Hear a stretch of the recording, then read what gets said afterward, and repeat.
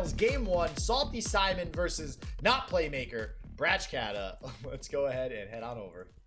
I forgot that we sort of jury-rigged things back here behind the scenes. I forgot that I was going to have to, like... It's weird, the way that I have to get audio from my lovely co-caster, JDoza. But we figured it out. We're all good. We got both hands. We got both mulligans, because JDoza is just one of the top producers in the grassroots scene for Legends of Runeterra right now. The top producer, let's be honest here. I don't know about that. You want to take that up with Ice-T? I got this slick new overlay, courtesy of... take it up with Ice-T? Courtesy of Sneak from Team OTK, shout out. I mean, Ice-T's pretty legit, I'm not gonna lie. Actually... Fun fact, Ice-T was the reason why I decided to care a lot more about my actual, like, production quality and value. Because he messaged me one day and he's like, hey, man, you know, you could do this, this, and this. And I'm like, you know, I could. And then I started doing it. So he was helpful. And he's given me some tips along the way as well, so... So this man messaged you, said, damn, your production value's in the gutter. Basically. Fix it. And you said, yes, daddy. Yeah, basically, that's, give or take. So, but, yep. So, here we go, baby. We got game number... I'm actually turning this audio off here. That was confusing the heck out of me. Game number 1. Bratchedkata versus SaltySimon. Hopefully, you guys put in your predictions here. Still got... Actually put a little bit too much time on that. So, hopefully, the game doesn't end before the prediction's done. Oh, man. It might. You know, listen, we got 2 aggro decks. We've seen aggro all day, baby. And it's looking like it's playing pretty quick right now. Discard versus Slay. I will admit, I am very unfamiliar with the nuances of the aggro mirrors and like which aggro deck beats which other aggro deck. For the most part, I can kind of tell who wants to be the aggressor, but I don't know like what the swing points are. Like, say, for example, if this were 60-40 discard aggro favored, I don't know what the 40% for the other deck looks like. You know what I mean? So there's 2 things. One, I think any deck that has the lifesteal burn cards, like Doom Beast, or in this case, Ruinous Path, is generally going to have an advantage. But, with that said, discard aggro can just always win. Like, what discard aggro... I know, yeah, right. Thank you. What a great analyst, JDoza. Well, what I mean by that, and we've talked about this before, is that... they can always just, like, they have the most ridiculous hands that can literally beat any deck in the game, regardless of how good that deck's hand is. And in the, like, discard aggro versus other aggro decks, I think for that reason, is generally favored into every aggro lineup because it can get the nut draws better than those decks can. But again, you know, this lifesteal is going to come into consideration here. We have the Ruinous Path in hand, but it's looking like we have basically the nuts on the side of discard with a full field and a crowd favorite going into an open attack and a Jinx in hand. This is what I mean. Yeah, that crowd favorite is going to do just an absolutely insane amount of work. And I know you had mentioned Doom Beast a little bit earlier. I do want to clarify, this is Noxus Shurima, not the Shadow Isle Shurima that we saw out of Dino a little bit earlier. So no Doom Beasts in this specific matchup. But it looks like it is just going to be a pass. SaltySimon's hand a little bit ahead, so going to top deck the Vision for turn, and that's about as good as a top deck gets. Yep. Yeah, this is this is the hand you want to see when you're playing discard aggro. So I'm glad I just brought this up because it's happening in front of our very eyes. So we'll see if SaltySimon is able to capitalize here. Almost certainly, right? I mean, Kata doesn't have any way to deal with the crowd favorite, which by extension, we don't have any way to deal with the Jinx. There are enough chump blockers on Simon's board that we're not going to be able to push through any damage with Azir. Even Ruinous Path, we might... It's so awkward because this is probably one of the only turns you would actually get to play Ruinous Path, and you can't play it this turn because you need to get down Ruin Runner so that you have something to contest this absolutely massive crowd favorite. Why is... Oh, okay. So, because SaltySimon was losing life here, I was looking at that life total, and I was like, how is he only losing 2 HP? And then I looked down, and Kata's losing 12. I'm like, that's the number I was looking for. There's the 12. Yeah, and Kata, you know, smartly not attacking last turn. We have these blockers here to go ahead and chip down some of the board of SaltySimon. Now, so generally speaking, I think that Kata will have the card advantage game going for him for this game, especially with something like Azir being able to get those Sand Soldiers down. But... yeah, already going down to 8 is going to be rough. Again, we do have Ruinous Path, which is going to feel really good. Problem with Ruinous Path is that it can sometimes be difficult to get that Slay effect off. We just did it this round, but we don't have the mana to play Rune Runner plus Ruinous Path. There's Decimate. Does that mean Kata's gonna win? Does that mean Kata's gonna take it away, Boulevard? You tell me. I don't. Man, all I'm saying is when I see Bratchedkata draw a Decimate, I feel good about Bratchedkata's position in the game. I think you're getting a little hyphy there. So remind me though, Ruinous Path. Is the Slay effect the draw card or the drain? The drain, I believe, yeah. I'm gonna check. Actually, no. You know what? Now that you're saying that, I'm second guessing myself. The Slay is the drain. The Slay is the drain. It's just 2 mana, draw 1. Yeah. Okay, yeah. Yep. So, and again, just some more draw tools for aggro decks. I'd mentioned this, I think, yesterday, with just a lot of draw power being introduced in Shurima. So I love to see that stuff. So we'll see if it's going to come in big here. It does represent 2 heal, which is a big deal. Problem is, SaltySimon has a Jinx that we've still yet to deal with, and it's looking like Jinx is probably going to be able to level. Not this turn, probably next turn, so it might be a little ways until we actually generate a rocket. It doesn't look like next turn we'll actually be able to get the whole... actually, oh yeah, no, never mind. We don't have mana to replay Jinx. Doesn't look like we'll get the rocket in the same turn. Yeah, I think that's a second Jinx in hand, and while we're not going to get the rocket in the same turn, like, Kata's not going to be able to kill it. Kata's not going to be able to kill the crowd favorite. And I think we're considering taking the block onto this Ruin Runner just so that Simon continues to not have a way to actually deal with this crowd favorite. You know, you take the trade onto that runner, the 6 attack goes away. It's just an Azir. And while that is going to keep you healthy if you block it, we have this Flame Chomper still that's just going to drag any large HP block to the side. And maybe that's why Simon's not going for the block, saying, you know, I can just actually pull the Ruin Runner to the side, let you block this with Azir, and then... that's basically the end of the game. I don't think that Kata's pushing through enough damage that Decimates alone are going to be able to do it. No, the crowd favorite is the huge advantage, I think, in this matchup. And now, I mean, I'm not going to lie, this is the first time I've seen this specific matchup. Because, again, this isn't a common aggro deck on the side of Bratchedkata. I do like this aggro deck. Just going to throw that one out there. But crowd favorite. Noted. I think crowd favorite is a big difference maker, I think, in this matchup. So I was saying Ruinous Path because of Drain, but there's really no good way for this deck to deal with crowd favorite. 7 to the face, baby. It's going to feel good for Bratchedkata, but this incoming attack, I think, is just going to be a little bit too much. What could we draw? I'm trying to think of Decimate. Ruinous Path. This okay. No, never mind. We don't have the mana to play it. Feels bad. I mean, we do have a pretty big blocker in Azir. If Simon wants to, though, he gets the rocket this turn. Yeah. Yeah. We actually are going to have 7 damage with just the spells in hand. Get excited but plus rocket. Get excited. It's just going to be able to do it anyway. Yeah.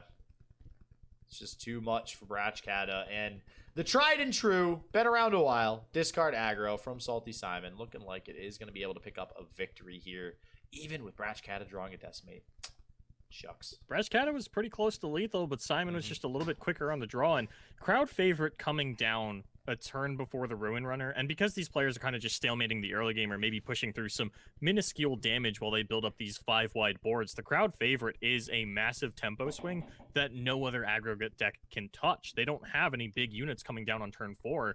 They always have to wait for 5, be it Ruin Runner or Gangplank, Jack the Winner, just some of the other 5 drops that we consistently see in aggro decks. I think that crowd favorite is that big stalemate breaker if you can get 5 wide, and no aggro deck's really going to touch you on that, right? They're going to let you get that wide if you find the units for it.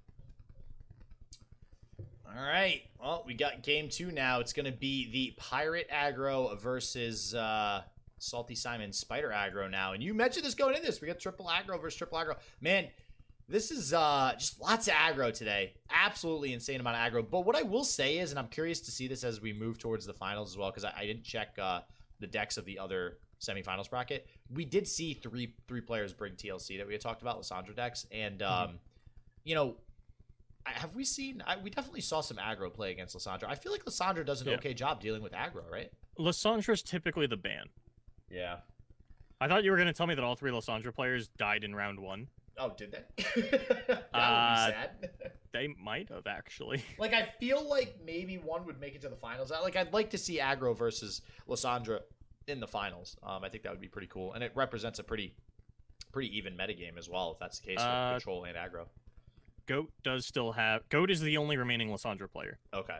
All right, cool. Because Daiguren has a Nivea. So there will be a Shadow Isle Freljord control in the final versus a triple aggro lineup. Okay, cool. So we do got control, so It's interesting. And Anivia is an interesting choice too. Into everybody running triple aggro, it seems like Anivia has done a good job throughout the day of just fending off all the damage from these triple aggro lineups. Pretty much, yeah. So SaltySimon though going to start trading away the board, and this is not looking good for Bratchedkata. We're already down a card on SaltySimon, and we're going to be able to get these tokens with Elise coming out. Like, this is going to do a lot of work. We do have the Legion Grenadiers to block the Elise, so it shouldn't be too big of a problem for too long. But it looks like we're going to go with the Arachnoid Horror instead. And both players just whipping the cards out, man. See, this is what I like to see in the aggro matches, man. Both players know what they want to do. They're just trying to go face. Yeah. Now, which of these is going to be favored here? I mean, the Pirate aggro does go a little bit taller. We got the Gangplank to really start to take over the late game. This Brothers Bond from Simon, I don't think it's really going to be able to get as much value as you would kind of want it to. But, how much do the Fearsomes matter here? The Fearsomes I don't think matter a whole lot because of Legion Grenadiers. They're great Fearsome blockers. They also do the damage, obviously. I think the biggest thing, you already mentioned it, right? Gangplank. I do think that Pirate aggro has the advantage most of the time, and in this specific instance, I think it's going to have the advantage because we're on turn 5 and SaltySimon is already kind of gassing out. Like, this is a push right here. This is going to be decent, but we have the Gangplank to still represent a fearsome blocker, and that's going to be a problem for SaltySimon because Gangplank's going to be able to trade down on something here. We are still going to be able to prevent some of the damage, and we have a Misfortune coming in next turn. I do think Kata starts to swing it here, and the only way that SaltySimon is able to stay in this game is if we are able to top deck just more burn. Decimate. It's just big old burn cards. You and Kata in these Decimates, man. I gotta remind you that Bratchedkata is a mortal man. The Decimates can only get so much done. No, I'm saying it's SaltySimon. Oh, SaltySimon's gonna need to top deck Decimates, but oh wow, actually he's the Unto Dusk on the Stygian. Okay. Yeah, that's actually and draws the Doom Beast off of it. That's kind of awkward. Yeah, right. That feels bad. But we still have the Brothers Bond available. Yeah, so this might be the instance where we get this Brothers Bond push, and that is only going to be, they're going to have 2 open attackers here. Wow. And I think we're kind of, I was going to say, are we forced to block the... Now, here's the question for SaltySimon. Do we go ham and try, which I think the answer, this is the consideration so many aggro players come to. Do you Not play? This time. Do you? Yeah, I don't think. Well, what would you do? You go face because that puts your opponent at 5 and you have 5 damage in game. This one I feel like is really cut and dry. I understand what you're going for, but in like this specific instance, I think you always go face. Yeah, and I agree. You don't want to trade with the Gangplank here. That's what Boulevard and I are kind of getting. We didn't even finish the actual thought. Yeah. That's what we're getting at is, do you just Brothers Bond the Elise and the Skitterer, or do you trade with the Gangplank? And in this case, we're going to use the Brothers Bond here. I think it was really smart by SaltySimon to Unto Dust the Stygian Onlooker. And we all know how much I love Stygian Onlooker, so great play there. And now it's just a matter of if Simon does go for it, he's got the lethal this turn with the Doom Beast and the Noxian Fervor, but not going to go for it. Going to go a little bit wider with the House Spider instead and see what we can actually get done on the following turn. Because, of course, as long as Kata does still maintain that 1 card in hand, there's always the chance that it is their own Noxian Fervor to negate ours and really steal victory away from us. Because Simon has lost the board. Simon has lost card advantage.